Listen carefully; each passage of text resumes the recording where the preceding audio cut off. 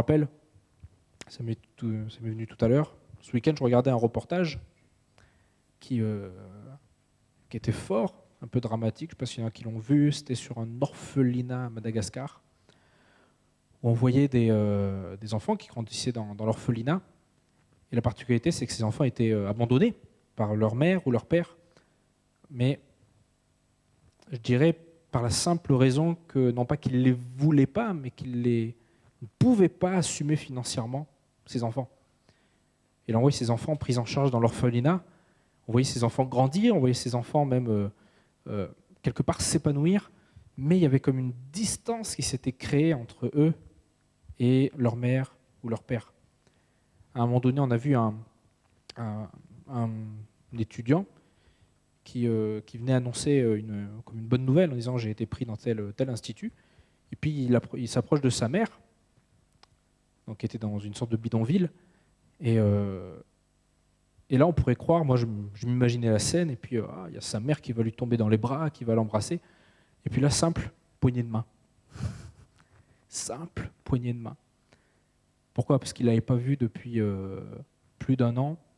Et on se sentait comme si c'était, oui, son fils peut-être de chair, mais comme s'il y avait une distance qui était irrémédiable entre les deux. Moi, j'aimerais déjà dire ça, c'est que c'est la même chose des fois concernant nous et Dieu. Nous et Dieu. Il peut y avoir une distance entre nous et Dieu. Mais par contre, le cœur de Dieu, lui, est toujours prêt. Amen. Et Dieu est présent.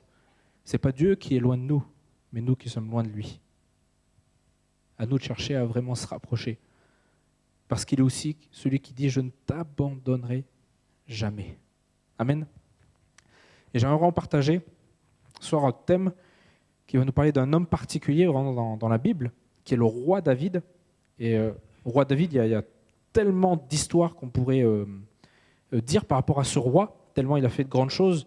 Mais j'ai voulu prendre vraiment un épisode particulier où il va vivre une expérience qui va l'amener à justement être loin de Dieu. Être loin de Dieu. Et je pense que ce soir, c'est bon de réaliser que même dans les situations, et c'est ce qu'on va voir avec David, même dans les situations où on est loin de Dieu, Dieu est celui qui nous permet aussi de pouvoir retourner à lui. Amen. Donc, un cœur à cœur avec Dieu. Et on va lire le passage dans 2 Samuel, chapitre 11, versets 1 à 5. S'il y en a qui ont leur Bible, vous pouvez le prendre. On restera essentiellement sur ce passage-là, en tout cas les passages qui sont autour. Donc 2 Samuel, chapitre 11, et à partir du verset 1. 2 Samuel 11, et à partir du verset 1. Donc là, on se retrouve à un moment donné où David est roi déjà depuis plusieurs années. Il est roi de tout Israël. Et il va vivre, comme je disais, une expérience particulière. Donc l'année suivante, à l'époque où les rois partent en campagne, David envoya Joab avec ses serviteurs et tout Israël semer la dévastation chez les Ammonites et faire le siège de Rabat. Quant à lui, il resta à Jérusalem. Un soir, David se leva de son lit. Comme il se promenait sur le toit du palais royal, il aperçut de là une femme qui se baignait et qui était très belle. David fit demander qui était cette femme. Et on lui dit, n'est-ce pas Bathsheba, fille d'Eliam, et femme d'Uri le Hittite? David envoya alors des messagers la chercher. Elle vint vers lui, et il coucha avec elle, alors qu'elle venait de se purifier après ses règles. Puis il retourna chez elle. Cette femme tomba enceinte, et elle fit dire à David, « Je suis enceinte ». Donc là, c'est une histoire un petit peu... Voilà, c'est pas une histoire banale, surtout que David, en l'occurrence, était déjà marié, bon, entre guillemets, avec plusieurs femmes, mais c'était coutume de l'époque. Et là, il vient et il voit cette femme, il va coucher avec elle, alors que cette femme a déjà un mari. Et puis si on lit la suite de l'histoire, il va même, pour cacher ce qu'il va faire, il va même envoyer le mari Uri, le mari de Bathsheba, il va l'envoyer à la mort en le mettant au front, carrément, en l'envoyant à la mort directement. Donc tellement ça va aller loin dans ses pensées. Et là, c'est un épisode qui est incroyable de la part de David. on peut connaître David par rapport à ses prodiges concernant Goliath, ce qu'il a fait sur Goliath, ce qu'il a fait par rapport aux Philistins, ce qu'il a fait dans plusieurs de ses aventures. Oui, mais on voit David là qui, je dirais, emmène pas large. Emmène pas large. Parce qu'il va se retrouver à coucher avec cette femme. Et dans les conséquences qu'il y a, notamment le fils, justement, ce qu'il va dire, je suis enceinte. Et Dieu va comme mettre aussi une condamnation en disant, ce fils que tu vas avoir, malheureusement mourra. Malheureusement mourra. Et il y a eu des conséquences graves, parce que même de par ce qu'il a fait, des prophètes va venir et va lui dire que même dans ta famille, du coup, ça sera la guerre permanente. Toujours la guerre. Donc il y a des conséquences. Donc c'est vraiment un passage qui est clé dans la vie de David. Mais pourtant, on va voir que malgré ça, Dieu va garder quand même ses yeux sur lui. Et surtout, David va avoir ce cœur tellement aimant de Dieu qu'il va pouvoir retourner aussi à Dieu. Et c'est vraiment un message aussi d'espérance. La première chose que j'aimerais dire, que j'aimerais noter, et ça c'est une vérité fondamentale concernant en tout cas David, c'est que, et ça c'est des choses qu'on ne réalise jamais assez, c'est que peu importe quelque part les situations, les circonstances, Dieu m'aime. Dieu m'aime. Il est dit concernant David, on a ça dans Actes 13, 22, qui nous est dit, puis il l'a rejeté, donc il parle Dieu parle de Saül, et leur a donné pour roi David, auquel il a rendu ce témoignage. J'ai trouvé David, fils d'Isaïe, un homme selon mon cœur qui accomplira toutes mes volontés. Et ça, Dieu n'a jamais failli là-dessus en disant c'est un homme selon mon cœur. Malgré peut-être ses failles, mais c'est un homme selon mon cœur. C'est-à-dire un homme qui, malgré ce qu'il peut faire, est capable de retourner vers moi. Et je pense qu'il est important de réaliser pour chacun de nous que peu importe les choses par lesquelles on peut passer, si notre regard, on va parler sur beaucoup du regard, si notre regard reste fixé sur Dieu, Dieu est celui qui va nous protéger. Amen. Dieu est celui qui va nous secourir. Et ça, c'est important de le réaliser. Et ça me rappelle aussi cette promesse qu'on trouve dans le Nouveau Testament et qui là est pour chacun de nous, parce qu'on pourrait dire que cette parole, c'est bien, mais ça, c'est concernant David. C'est uniquement David, oui. Mais je pense que, pas je pense, mais je suis sûr que chacun de nous, on est vis-à-vis de Dieu, en tout cas aux yeux de Dieu, on est tous comme des David. Dans Jean 3,16, on connaît ce passage où il nous est dit « En effet, Dieu a tant aimé le monde ». Il ne dit pas « Il a tant aimé le monde sauf telle ou telle personne ». Il n'y a pas des noms barrés. Non, Dieu a tant aimé le monde, et je pourrais même dire que Dieu aime tant le monde, qu'il a donné son Fils unique afin que quiconque croit en lui ne périsse pas, mais ait la vie éternelle. Ça, c'est la promesse que Dieu veut. Amen. Il nous aime tellement. Maintenant, comme je disais, et comme je redirai aussi souvent, lui est là. Lui est présent. Dieu est là. Maintenant, est-ce que mon cœur est près de Dieu ? Est-ce que mon cœur ne s'est pas comme éloigné de Dieu ? Est-ce que mes yeux ne sont pas éloignés de Dieu ? On va regarder concernant David. Il y a vraiment des points particuliers dans ce passage qui sont importants. Et point que j'aimerais aussi noter, première chose, c'est qu'il va, on va voir pourquoi il va baisser les yeux. Ce n'est pas forcément très clair dans le texte, mais on va voir.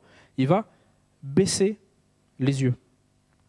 Au verset 3, il nous est dit, donc toujours du même passage, c'est-à-dire 2 Samuel chapitre 11, celui de noter, référence 2 Samuel chapitre 11, verset 3, il nous est dit, un soir, David se leva de son lit. Comme il se promenait sur le toit du palais royal, il aperçut de là une femme qui se baignait et qui était très belle. Donc je ne suis pas un grand scientifique convaincu, mais je me dis que si lui était sur le toit, il n'y avait pas forcément plus haut que le toit, vu que c'est le toit. Donc forcément, s'il aperçut de là une femme qui se baignait, c'est qu'à un moment donné, il devait regarder aussi vers le bas. Il devait regarder vers le bas. Et lorsqu'on baisse les yeux, c'est aussi dans la Bible, mais aussi dans certains, dans certaines choses qu'on peut partager ou qu'on peut vivre, sont des signes particuliers. Lorsque je lève les yeux, lorsque j'ai les yeux levés, c'est souvent un signe de victoire. Je vais avoir les yeux levés. Mais lorsque souvent je vais avoir les yeux baissés, c'est comme un signe de faiblesse, comme un signe de défaite. Et c'est terrible. Il y a dans la même idée, on pourrait dire je baisse les bras. Il y a des fois certaines situations qui sont des fois tellement fortes que je vais littéralement baisser les bras, être découragé. Alors que quand justement je lève les bras, justement un athlète qui va gagner, généralement va plutôt lever les bras que baisser les bras. J'ai pas vu un athlète franchir la ligne d'arrivée en étant en tête et puis dire oh ben non, je suis pas content. Par contre, souvent celui qui arrive derrière, celui qui arrive deuxième, peut-être celui qui arrive troisième, encore pire des fois celui qui arrive quatrième, et c'est terrible, il a la médaille en chocolat, il a rien, ben il baisse la tête. Il baisse la tête, c'est comme un signe de défaite, un signe qui est là comme pour dire ben non, là il y a de la défaite, il y a un manque de réussite, il y a quelque chose qui en fait ne va pas. Et ça m'a rappelé aussi, dans la Bible, une autre chose qui nous parle aussi du regard. Dans Genèse 3,6, on a là ce qui va amener en fait le péché, ce qui va amener le péché dans la vie de l'homme, de la femme. Genèse 3,6 nous dit, la femme vit que l'arbre était porteur de fruits bons à manger, agréable à regarder et précieux pour ouvrir l'intelligence. Elle prit de son fruit et en mangea, elle donna aussi à son mari qui était avec elle, et il en mangea. Et pourtant, lorsqu'on lit le passage avant, Dieu avait dit formellement, non, cet arbre-là, tu n'en mangeras pas le fruit. Non, tu ne prendras pas. Mais c'est terrible de voir que la femme vit que l'arbre était porteur de bons fruits, agréable à regarder, précieux pour ouvrir l'intelligence. Ça a été aussi à l'aide du diable qui était sous la forme d'un serpent. Et puis, on peut imaginer, non seulement elle a regardé l'arbre, mais elle a pu aussi regarder le fruit. Peut-être qu'elle a pris le fruit, elle a regardé. Et encore une fois, peut-être qu'elle a regardé aussi en baissant les yeux et en oubliant peut-être de regarder plus haut. Mais elle a dit, ah, ce fruit, il est bon. Ce fruit, il est bon. Les choses que l'on regarde, les choses que l'on vit, peut-être en baissant les bras, en ayant les yeux baissés, ben c'est ce qui peut nous empêcher d'avancer. Notre regard compte beaucoup. La Bible dit, concernant les yeux, dans Matthieu 6, 22, 23, donc Jude Mille a fait référence, mais il nous a parlé ici de l'œil. Jésus a parlé de l'œil en disant, si l'œil est en bon état, tout le corps est éclairé. Mais si l'œil est en mauvais état, tout le corps est dans les ténèbres. Donc là, il ne nous parle pas forcément simplement de la vue physique, c'est pas ça. Mais il nous parle de la manière dont on voit les choses, dont on vit les choses, dont on réalise aussi ce qu'on fait. Où est mon œil ? Quel est l'état de mon œil ? Quel est l'état de la manière dont je vois les choses ? Comme je disais tout à l'heure, on peut baisser les yeux. C'est comme un signe de défaite lorsque je baisse les yeux devant quelqu'un qui peut-être m'a humilié. Si je baisse les yeux devant peut-être une situation dans laquelle je ne suis pas fier. Si je baisse les yeux devant peut-être aussi un combat qui est là, une montagne. La Bible parle aussi des montagnes, il peut y avoir une montagne, mais si je baisse les yeux, forcément je ne verrai pas l'endroit où je vais pouvoir gagner ou vaincre la montagne ou passer la montagne, parce que mon regard il n'est pas où il faut. Ce que Dieu veut, et le désir de Dieu, et on va voir ce que, à un moment donné, David va faire. Il va réaliser que son regard, il doit regarder non pas vers le bas, mais vers le haut. Il doit apprendre à regarder vers Jésus. Il doit apprendre à regarder là où la victoire se trouve, là où la guérison se trouve, là où la paix se trouve, là où la joie se trouve. Et ce n'est pas en regardant en bas. Là aussi, le fait de regarder en bas, ça me parle encore d'une dernière chose. C'est que le fait de regarder en bas, souvent, quand je regarde en bas, finalement, je regarde mes pieds. Et je dirais même que je me regarde en fait moi-même. Je me regarde moi-même. Et finalement, mes problèmes ou ce que je vis, ça reste sur moi. C'est moi, c'est moi, c'est moi, c'est moi. Et la Bible parle de cela en disant c'est le péché qui m'amène à ça. C'est le péché qui rend aussi, la Bible va appeler ça la chair en disant ma nature intérieure, ma chair, elle est faible. Elle est faible. Et le péché est là pour venir s'engouffrer. Mais Dieu a quelque chose pour chacun de nous. Amen. Dieu veut qu'on puisse regarder vers lui. Et la première chose qu'il va demander, ou en tout cas que David va réaliser, parce que David, à un moment donné, oui, va plonger, il va regarder cette femme. Il va commettre ce qu'il a commis. Et je ne suis pas en train de dire que le fait de pécher, ou le fait de tomber, ou le fait de regarder vers le bas, ça ne vous arrivera jamais. Non, ça c'est pas possible. Bien sûr qu'on peut tomber. Mais si derrière on est capable de se relever avec Dieu, Ça, c'est la victoire. Amen. On va regarder, donc concernant le fait de reconnaître, et ça, c'est une des choses que Dieu nous demande. Ça, Dieu ne veut pas faire la chose à notre place. Reconnaître son péché. C'est ce que David va devoir faire à un moment donné. Reconnaître. Souvent, des choses les plus dures lorsqu'on vit quelque chose, c'est de reconnaître que ça ne va pas. C'est de reconnaître. Si je vis une situation dans laquelle je ne suis pas bien, et que finalement, peu importe où je vais, je dis je vais bien, et surtout je le pense moi-même, non, je vais bien, mais tout va mal, non, je vais bien, ça ne va pas. Il faut à un moment donné reconnaître, ça ne va pas. Il ne faut pas garder les yeux baissés, mais il faut apprendre à regarder quand même là où ma situation se trouve. Reconnaître son péché. Et la première chose qui va lui permettre de reconnaître, en tout cas David, la première chose qui lui permettre de reconnaître son péché, c'est l'intervention de Nathan, qui est un prophète. Et Nathan, qui est prophète, va être comme l'image de la parole de Dieu. La parole de Dieu. Moi, je crois une chose, c'est que lorsque la parole de Dieu est lue, partagée, prêchée, annoncée, c'est là où des choses peuvent être éclairées. C'est là aussi où il peut y avoir comme une épée. L'image de la parole de Dieu, c'est l'image de cette épée qui vient non seulement, on pourrait dire, combattre l'ennemi, mais c'est aussi une épée à double tranchant. C'est-à-dire, elle vient aussi comme pour montrer dans ma vie ce qui ne va pas. Une épée qui se dirige des fois contre moi, non pas pour me faire du mal, non, mais pour me dire il y a quelque chose qui ne va pas. Et voilà ce que Nathan va dire à David. On trouve ça dans 2 Samuel, donc toujours un peu le même passage que tout à l'heure, chapitre plus loin. 2 Samuel, chapitre 12, et à partir du verset 7. Donc Nathan va venir, il va venir de manière imagée en disant, pour bien faire comprendre à David son péché, il va lui donner une image en disant, si quelqu'un a une brebis, et si cette brebis elle est prise par quelqu'un d'autre, et c'était sa brebis la plus précieuse, si cette brebis elle est prise par un maître, par un mercenaire, et si cette brebis elle est comme égorgée, quelle situation et à quoi ça te fait penser? Bon, là, je la fais courte. Mais David va s'enflammer en disant, mais cet homme-là mérite la mort. Et Nathan a fait ça pour lui dire, mais cet homme-là qui a comme pris cette brebis, qui était seul, c'est toi. Et Nathan déclara alors à David, c'est toi qui es cet homme-là. Voici ce que dit l'Éternel, le Dieu d'Israël, je t'ai désigné par onction comme roi sur Israël, je t'ai délivré de Saül. Je t'ai donné la famille de ton maître. J'ai mis ses femmes contre toi poitrine et j'ai donné la communauté d'Israël et de Juda. Si cela avait été trop peu, j'aurais encore ajouté. Pourquoi donc as-tu méprisé la parole de l'Éternel en faisant ce qui est mal à mes yeux? Tu as tué par épée Uri le Hittite. Tu as pris sa femme pour faire d'elle ta femme. Et lui, tu l'as tué sous les coups d'épée des Ammonites. Et ça, c'est comme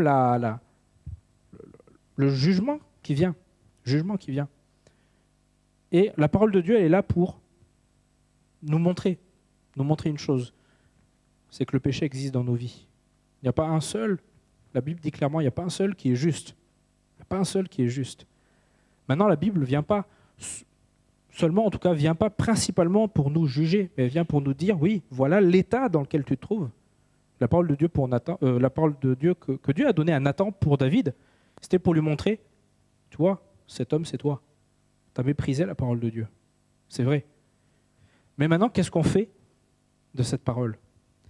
Et non seulement la parole de Dieu est là pour venir montrer des choses, mais à mon tour, je dois reconnaître moi-même mon péché.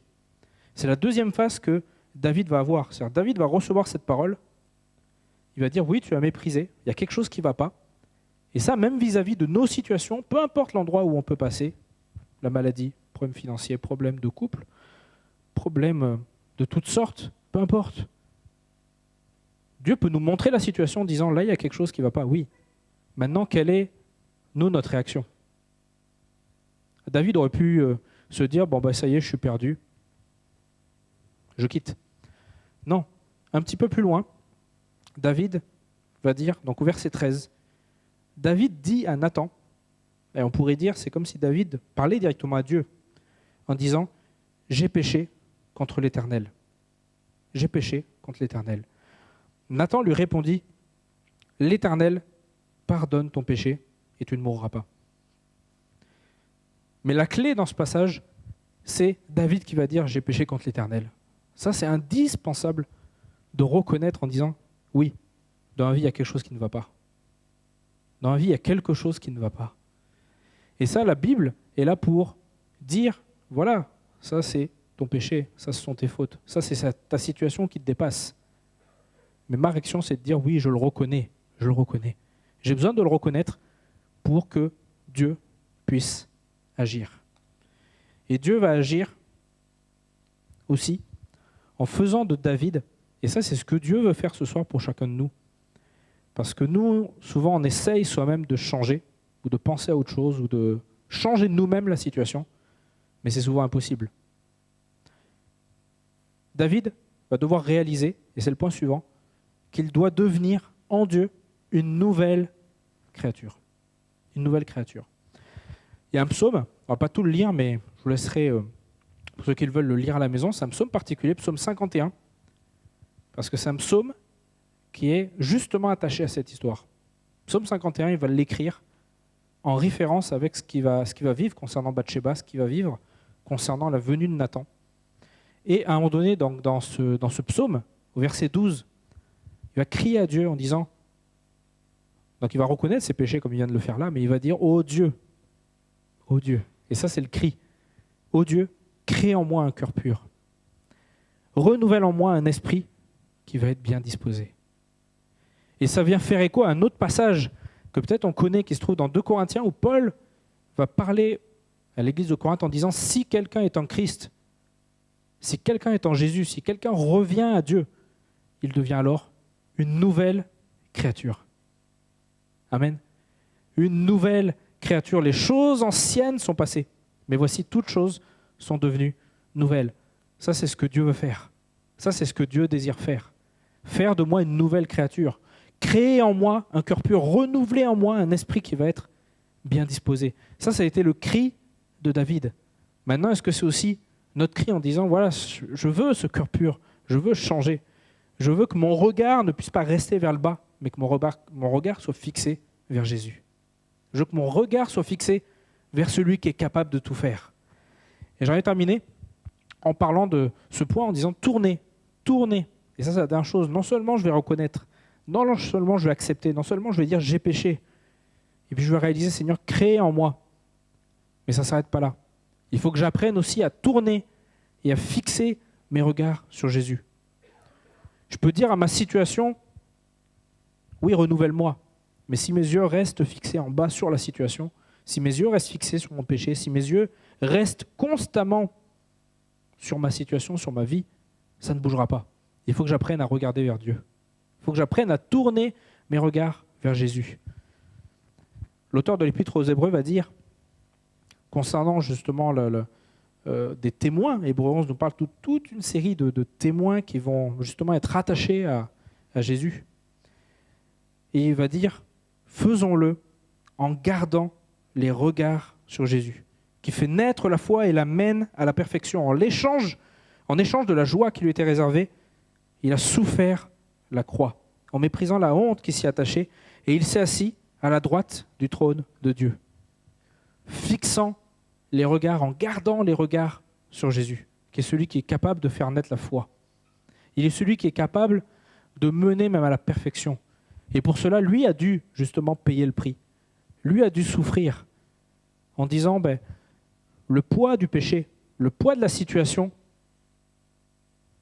je n'ai pas besoin de rester aussi mes yeux fixés sur cela parce que le prix a été payé. Ma dette a été payée. Je ne suis pas redevable vis-à-vis même de la situation.